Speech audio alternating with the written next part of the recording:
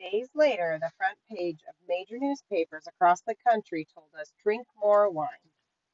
This, of course, caused a major stir because it contradicted so many other studies that told us how alcohol kills brain cells, suppresses the immune system, damages the liver, mutates fetuses, and otherwise wreaks havoc on society through inebriation and addiction. Who to believe?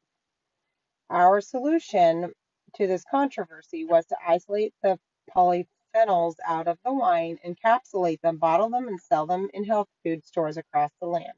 The problem solved, researchers could now sleep soundly knowing the little red wine polyphenol pills are all that stand between Americans and the heart healthy French.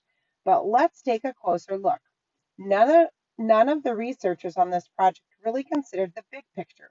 First and foremost, the French consistently eat under parasympathetic dominance, the physiological state of relaxation and maximum digestive function. Even if they are stressed out, taking a generous amount of time to eat a meal, savoring it, and schmoozing with other Frenchmen and Frenchwomen probably helps them let go. And if that doesn't ease their tensions, then the red wine certainly will.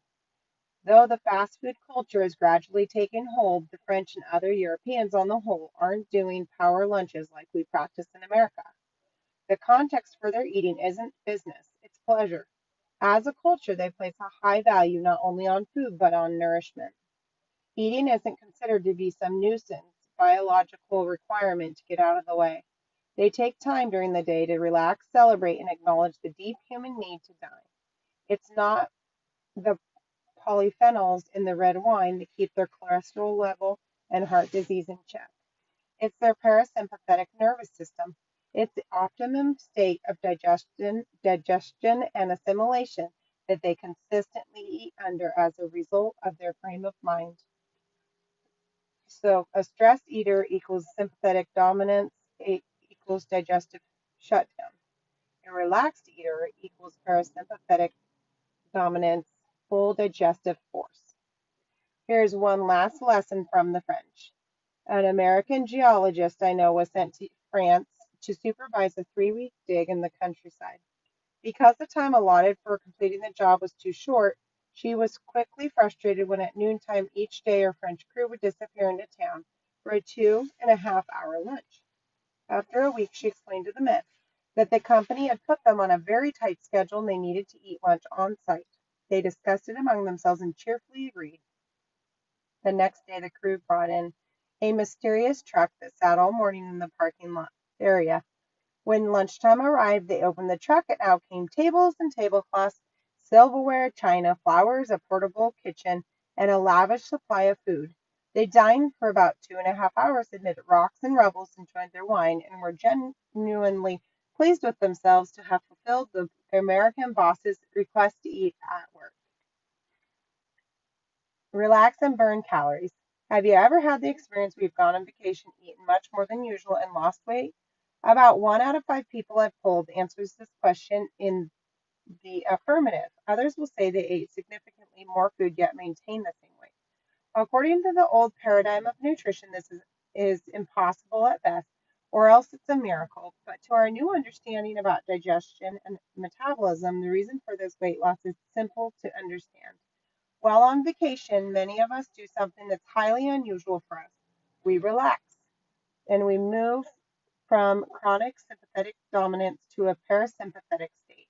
Our frame of mind changes our metabolism to such a degree that we can eat more and yet lose weight. Yvonne, a graduate student, told this story. I went to Italy for a semester and I really let myself go with food. I got off my diet and I lived it up. I ate bread, cheese, dessert, gelato, creamy everything, and lots of pasta. I could hardly believe it, but I lost 8 pounds while I was there. Arthur, a contractor, had this to say. I went to a resort in Jamaica for a couple of weeks. I was exhausted from a job and I deserved a break. I ate a lot, I drank a lot, I slept on the beach, and I think I might have taken a walk. My wife still talks about how I lost 7 pounds on the hedonist diet. Ella works on a sailing ship half the year on Nantucket and the other half in the Virgin Islands.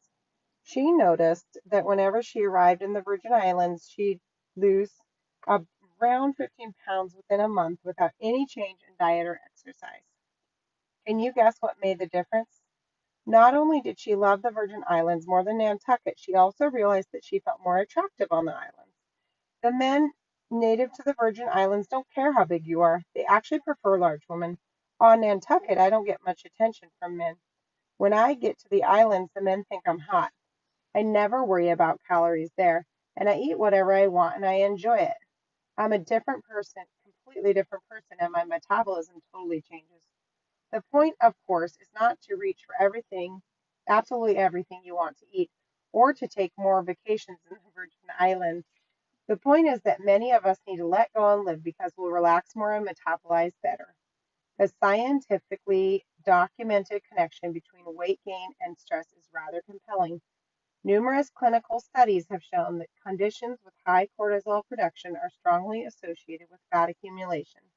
That's because one of cortisol's chemical responsibilities is to signal the body to store fat and not build muscle.